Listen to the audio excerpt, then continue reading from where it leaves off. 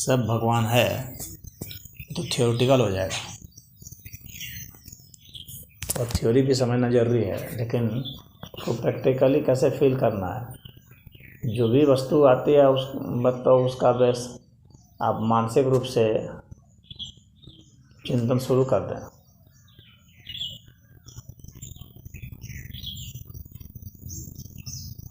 तो आपके चित्त का अणु जो है उसके अणु से धीरे धीरे मिलने लगेगा। जब आपका चित्त का अणु एकदम सूक्ष्म हो गया तो फील हो जाएगा कि यह जो है इसका भी कोई छोर नहीं है। एक बात, दूसरी बात है कि यह और हम एक ही है। क्योंकि किसी को हम तभी फील कर सकते हैं पूरा का पूरा जब उसके अणु हमारे अणु एक ही हो जाए, नहीं तो नहीं फील कर सकते। किसी भी व्यक्ति को या किसी भी वस्तु को, किसी भी प्राणी को हम पूरा महसूस तभी कर सकते हैं जब हमारा और उसमें जो है बिल्कुल कोई भेद नहीं रह जाए, एकाकार हो जाए।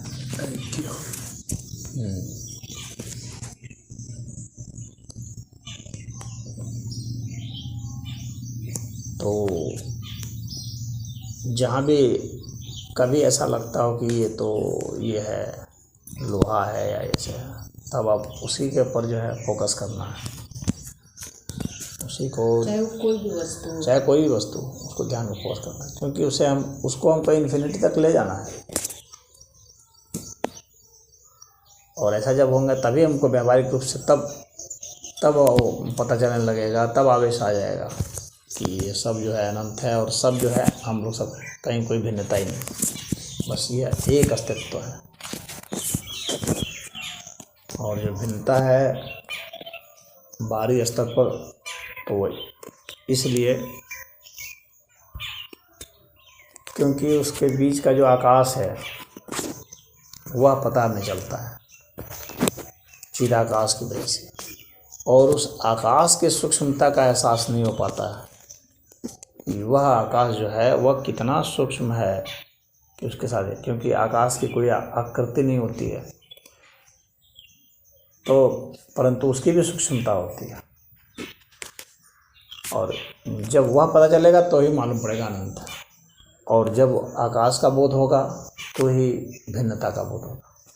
क्योंकि एक वस्तु से दूसरे वस्तु, एक व्यक्ति से दूसरे व्यक्ति के बीच में जो भेद है वो आकाश की वजह से ही, इसलिए वो अलग है। आकाश ही अलग करता है। इसीलिए कहा गया है कि आकाश से ही उत्पन्न हुआ है। उपनिषदों में बताया गया है कि आकाश से ही उत्पन्न हुआ है सब। तो उत्पन्न होने का मतलब यह नहीं है कि वो कहीं से फिर आ गया, नहीं, वो तो था ही था। बस आकाश की जो परत है, आकाश जो तत्व है वह दिख रहा है हमें, हाँ, तो वह उसका जो सेपरेशन है उसकी वजह से लगता है कि हाँ ये हो गया। लेकिन वह जो सेपरेट कर रहा है तो वह वास्तव में सेपरेट नहीं कर रहा है, लेकिन हमें, क्योंकि हम स्थूल आकाश से उसको महसूस कर रहे हैं ना, इसीलिए लगता है कि वह सेपरेट कर रहा है। जब वह आकाश तत्व का सेपरेशन धीरे धीरे जब हम उसकी सूक्ष्मता में जाएंगे तो पता चलेगा कि आकाश तत्व जो है कोई भिन्न तत्व नहीं है, और जिस तत्व के विषय में सोच रहे थे बस उस तत्व में ही वह समाहित है। उसी का एक तरह से वो फैलाव है।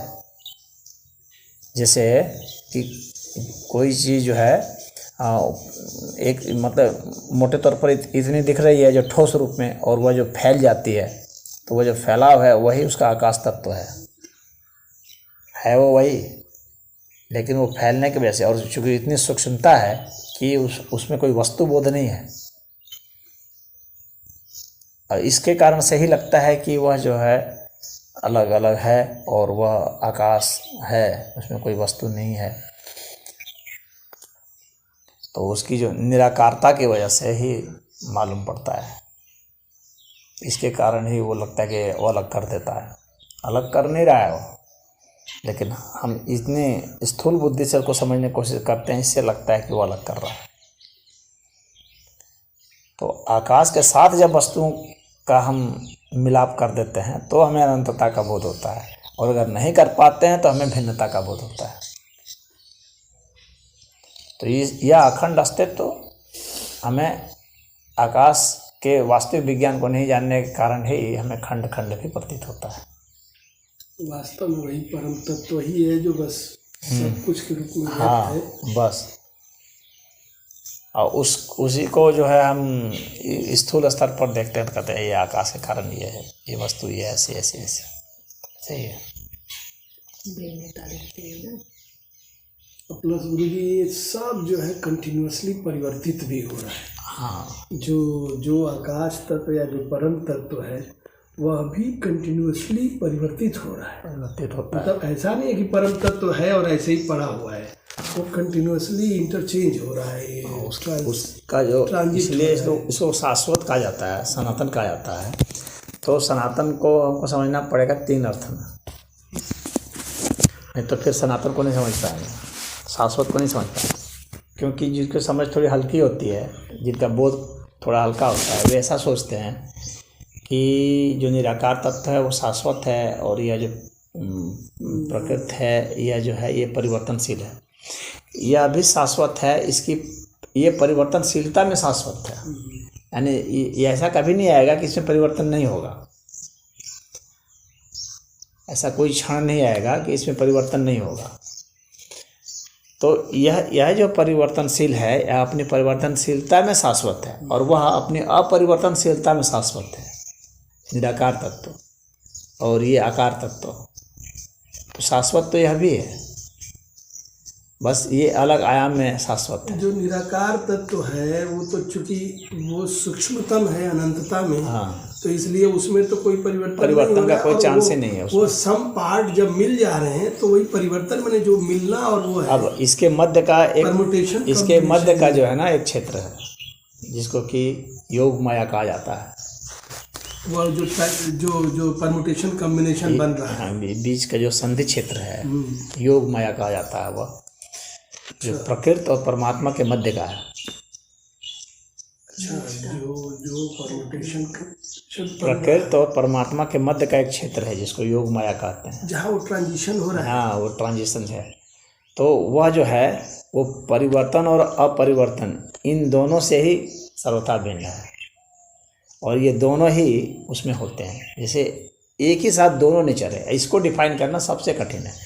परमात्मा की निराकारता को डिफाइन करना आसान है और इसको प्रकृति को भी डिफाइन करना आसान है, क्योंकि परिवर्तन हम समझ सकते हैं, कह सकते हैं। अपरिवर्तन भी हम परिवर्तन के संदर्भ में समझ जाते हैं, लेकिन वह जो है योग माया, उसको समझने के लिए ऐसा समझना पड़ेगा कि अभी एक चीज़ जो है जो परिवर्तित होगी, लेकिन ये परिवर्तित होगी तो उसके समय की सूक्ष्मता में चले जाओ।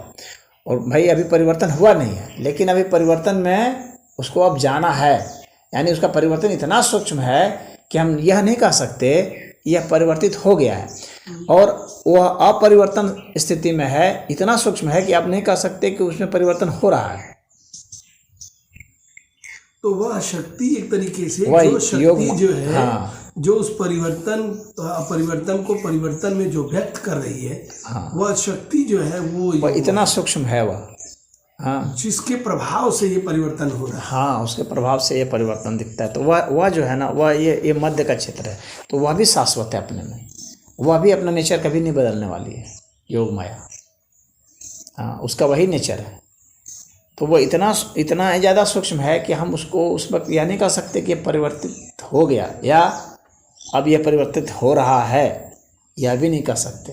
तो गुरु जी वो परमात्मा ने ही तो उस योग माया को, मतलब वो एक तरीके से ना, वो परमात्मा का ही एक वो रूप है ना योग माया, जो उस प्रक्रिया को घटित करा रही है, जिसको हम योग माया कह देते हैं, शक्ति कहते हैं। परमात्मा तो नहीं कहेंगे, पर ब्रह्म परमेश्वर कहेंगे। परमात्मा तब कहेंगे ना जबकि हम उसको पूरा का पूरा ले लेते हैं। पर ब्रह्म परमेश्वर को भी परमात्मा के ही अर्थ में जब हम कभी बोल देते हैं तब कहेंगे, अन्यथा वह जो है पर ब्रह्म परमेश्वर का तो अंश माना जाएगा। पर ब्रह्म परमेश्वर मतलब परमात्मा प्लस प्रकृति प्लस योग माया, वो जो टोटलिटी, हाँ, वो टोटलिटी है। परमात्मा तो सिर्फ निराकारता वाली बात होती है। अच्छा, परमात्मा हाँ, सिर्फ निराकारता, परमात्मा का मतलब सिर्फ निराकार तत्व हो गया। और परमेश्वर माने ये सब कुछ जिसमें हो रहा है। और ईश्वर का मतलब हो गया सिर्फ विराट तत्व हो गया, विराट तत्व मैंने इस तो प्रकृति से उसी जो की बड़ा तत्व इच्छा है से ना, ये सब हो रहा है। तो वह ईश्वर तत्व हो गया। बात समझ रहे हो? ये प्रकृति जहाँ तक जा सकती है, अधिकतर जितना विस्तार सोच सकते हो, उसके बाद जो तत्व बच जाता है उसी को ईश्वर कहते हैं। ईश्वर वह हुआ। सूक्ष्मता में भी। हाँ, और सूक्ष्मता में जो हो गया वो तो परमात्मा कहलाएंगे। हाँ। जितना हम सूक्ष्मता सोच सकते हैं उसके बाद जो तत्व बच जाते हैं, हाँ, वो परमात्मा कहलाते हैं। तो उस परमात्मा से लेकर तो के वो और परमात्मा, वो योग माया, संधि का क्षेत्र और प्लस ये प्रकृति, प्लस इस प्रकृति से परे, हाँ परे जो सबको विराट जो है परब्रह्म वो ईश्वर, परमेश्वर वो टोटल जो है उसके लिए एक शब्द आया है परब्रह्म परमेश्वर। तो गुरुजी अब यहाँ पर ना एक बात गुरुजी आती है ना कि जैसे हम, लेकिन कभी कभी ईश्वर शब्द किसी जीवात्मा के लिए भी प्रयोग हो जाता है, व्यक्ति के लिए भी प्रयोग हो जाता है। हाँ, गीता में भी आया है। हाँ, ईश्वर हाँ, जब कहीं जीव लोग इसको क्या कहते हैं, स्वामी के अर्थ में जब प्रयुक्त करना, उसी तरह से परमात्मा को कभी कभी पूरे के अर्थ में भी कह देते हैं, लेकिन मूल कॉन्सेप्ट उसका वही है कि वह अपरिवर्तनशील और सूक्ष्माति सूक्ष्म होगा, वह स्थूल नहीं होगा। यानी स्थूल तत्व को परमात्मा नहीं कहेंगे। तो कभी कभी ये लगता है ना कि फिर जो वो परमेश्वर है, परब्रह्म है, हाँ, सबसे बड़ी इकाई जो है परब्रह्म परमेश्वर माना ठीक है, गया। तो ये जो कुछ भी हो रहा है सब उसकी इच्छा से हो रहा है। जो कुछ है, जो इच्छा है वह, या जो घटनाएं हैं वह, या जो कुछ भी, सब वही है, उसके सिवाय कुछ है ही नहीं। उसी को वासुदेव भी कहा गया है। तो हम जो प्रार्थना कर रहे हैं, जो भक्ति कर रहे हैं, जो जिस कृपा की अपेक्षा कर रहे हैं, वो उसी पर ब्रह्म परमेश्वर से ही तो याचना कर रहे हैं। हाँ, लेकिन ये है कि वो पर ब्रह्म परमेश्वर माने ये टोटलिटी ही है, टोटलिटी, लेकिन वो इतना वो है कि हमारी इस पुकार को सुनता है। जो कुछ भी है सब वही है, तो फिर क्या सुनना है क्या नहीं सुनना है, ऐसा तो है नहीं कि वो नहीं सुना है। जो हम बीच में पुकार ये कर रहे हैं, वह तो भक्त जो है ना, भक्त अपनी तरफ से ऐसा सोचता है, क्योंकि अभी उसको वो जानता नहीं है परब्रह्म परमेश्वर, तो वह सोचता है कि ये सुन ले। इसलिए यही मैं पूछ रहा हूँ। इसलिए जब उसको इसका बोध हो जाएगा तो फिर क्या सुनाना, क्या प्रार्थना, फिर प्रार्थना का कोई मतलब नहीं रह जाता है। प्रार्थना तो सदैव दूरी बतलाती है, प्रार्थना सदैव भिन्नता बतलाती है। यानी आकाश तत्व तो वहाँ पर जो है उसको सेपरेट किया हुआ है, उसको एहसास हो रहा है आकाश तत्व का सेपरेशन, तभी तो वो अपने को भिन्न मानता है, परमात्मा को भिन्न मानता है। भक्ति योग में तो यही है ना कि परमात्मा अलग है, जैसे परमेश्वर है कोई और है और मैं भक्त हूँ, यही तो हाँ, द्वैत लेकिन में है ना। ये अनन्य भक्ति में नहीं है। हम्म। ये भक्ति में तो है, अनन्य भक्ति में नहीं है। अनन्य भक्ति में अनन्य, जब तक आप प्रार्थना कृपा की बातें कर रहे हैं तब तक द्वैत में है, इसलिए बातें कर रहे हैं। हाँ हाँ, अनन्य भक्ति के जो ना दो चरण में आते हैं एक तरह से। एक तो वह है कि जब परमात्मा के सिवाय अन्य कुछ नहीं है, हाँ, उसमें उसकी यह बुद्धि काम कर रही है, यानी ये शब्द काम कर रहे हैं। यहाँ पर एक सेपरेशन है, बहुत सूक्ष्मता से ज्ञान योग से अगर देखो तो पता चलेगा। हाँ, जब वो कह रहा है कि परमात्मा के सिवाय कुछ नहीं, तो जब आपने ये शब्द कहा तो ये सिवाय तो हो गया ना, बात समझने की कोशिश करना। तब यही लगता है ना फिर अब यह जब शब्द नहीं रह जाएगा तो वह सिवाय नहीं रह जाएगा, फिर वो अनंतता जो होगी उसको वो कह नहीं पाएगा, तब वास्तव में अनंतता आती है। अनन्य योग वास्तव में तब आता है। तो इसीलिए आप कह रहे थे कि अनन्य जब का जो स्थिति है, इसका मतलब वहाँ कुछ भी भाव विचार व्यक्त अव्यक्त जैसी कोई बात नहीं। हाँ, शुरुआत में तो भाई करते ही हैं, शुरुआत में तो उसको उतना फाइनल स्टेज तक ले जाएगा, उसकी बुद्धि काम नहीं करने पड़ेगी, वो पागल जैसा हो जाएगा। फिर उसको कभी लगता है फिर तब उसको क्या करें? हाँ, करना क्या करेंगे, करना कुछ नहीं है, आपने या जो कुछ भी कर रहे हैं बस वही है। नहीं, आप कह रहे एक तरीके से जो कुछ भी कर रहे हैं वह भी व्यर्थ है। हाँ, क्योंकि व्यर्थ इस अर्थ में नहीं है, मतलब जो कर रहे हैं तो उसी के तहत ही सब घटना है। हाँ, फिर जो है उसकी साधना फिर कुछ मतलब नहीं रह जाता है, फिर उसका नहीं, फिर तो वो जो करता वही साधना है ना।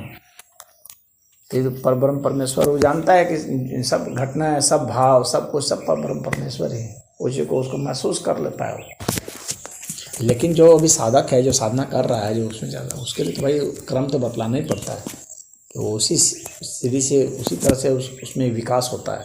तो जो परम समझ की की प्राप्ति कर लिया, इसका मतलब अब वो भक्ति के वो भाव की उसकी कोई बात ही नहीं है, तो बैठ वो तो अब तो अनन्य भक्ति है ना उसकी, अब अनन्य भक्ति है, वो तो जो करता है वही भक्ति है। उसके लिए कोई जरूरी नहीं है कि मूर्ति सामने जाए, वो चला जाता है वो भी ठीक है, उसमें उसको है, क्योंकि वो कुछ भी कर लेगा, वो तो जानता है कि वो कुछ भी कर लेगा, उसके लिए आप कुछ भी ऐसा नहीं है, ना कुछ करनी है ना कुछ अकरनी है। हाँ, तो उसके लिए कोई मतलब नहीं रहेगा। तो वो हमेशा एक सुपर कंक्लूजन मोड में रहता है। अब वो कोई कंक्लूजन कुछ नहीं रहता है, ये सब कुछ नहीं है। कंक्लूजन का क्या करना, क्या फायदा क्या नुकसान क्या, हाँ, उसका कंक्लूजन का कोई मतलब नहीं है। हर क्षण वो आनंद में ही रहता है, यही है ना। हाँ। दुख भी उसके लिए उतना ही ग्रहणीय है उसी को जितना सुख। संभाव बोलते हैं। हाँ, उसी को आनंद बोलते हैं, जब आप हर भाव को स्वीकार कर लेते हैं उसी के साथ, और उसमें आपको कहीं वो आकाश तत्व जो सेपरेट करता है ना, वह सेपरेशन का बोध उसको समाप्त हो जाता है, वो समझ जाता है उसको, और सारा खेल जो है वो इसी आकाश तत्व के कारण ही है। इसका लय हो जाना, मतलब कोई स्थूल आकाश का विचार सूक्ष्म ना आकाश में, सूक्ष्म आकाश का और सूक्ष्म आकाश में, इस तरह का लय होते जाना ही वास्तव में लय है। नहीं, विचार ना आने जैसी तो कोई बात नहीं है, उन सबसे परे हो जाना, विचार ना आना ये सबसे भी परे हो जाना। वह तो अगर वो ध्यान करते जा रहे हैं कि जब विचार एकदम हमारा समाप्त हो रहा है, वह भी एक तरीका है जो मैंने अभी बताया शुरू में, कि जब विचार की शून्यता हो जाती है, कोई विचार नहीं आता है। हाँ, जब कोई भी विचार नहीं आएगा ना, उसमें कोई सांस भी नहीं आएगी, सांस इतनी छोटी हो जाएगी कि लगेगा कि आई नहीं थी। वो सांस जो है तो वो सांस इतनी छोटी आती है, बस सिर्फ शरीर रहता है, चित्त नहीं, क्योंकि विचार चित्त में बनते हैं ना, तो वो चित्त के लिए सांस नहीं होता है, तो इसलिए वहाँ पर चित्त का निरुद्ध माना जाता है और सांस को निरुद्ध माना जाता है। सांस का निरुद्ध होने का मतलब कि 100% सांस का रुक जाना नहीं है, चित्त के लिए 100% सांस का रुक जाना है। बात समझ में आ रही है? चित्त के लिए जितनी जरूरत पड़ रही थी सांस की वह नहीं है, अब सिर्फ बॉडी के लिए सांस की जरूरत है, छोड़ जैसे एकदम प्राण शक्ति के लिए बॉडी का स्थिर है बस, तो वह चित्त शक्ति जो कहते हैं वह लीन हो गई, तो वहाँ पर जो है चित्त जो है जीरो हो गया, विचार भी जीरो हो गया, भाव भी जीरो हो गया, वह भी ध्यान अवस्था है। तो एक अनंतता वाली है, एक शून्यता वाली है, सूक्ष्म से सूक्ष्म चलते चले जाएंगे।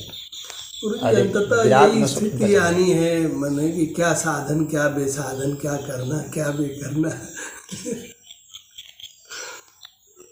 लेकिन घटित सब होगा ऐसे ही, लेकिन इसमें विचार में स्थिर रहेंगे, स्थिरता आ जाती होगी ना गुरु जी। बिल्कुल ही आ जाए आ ही जाते हैं।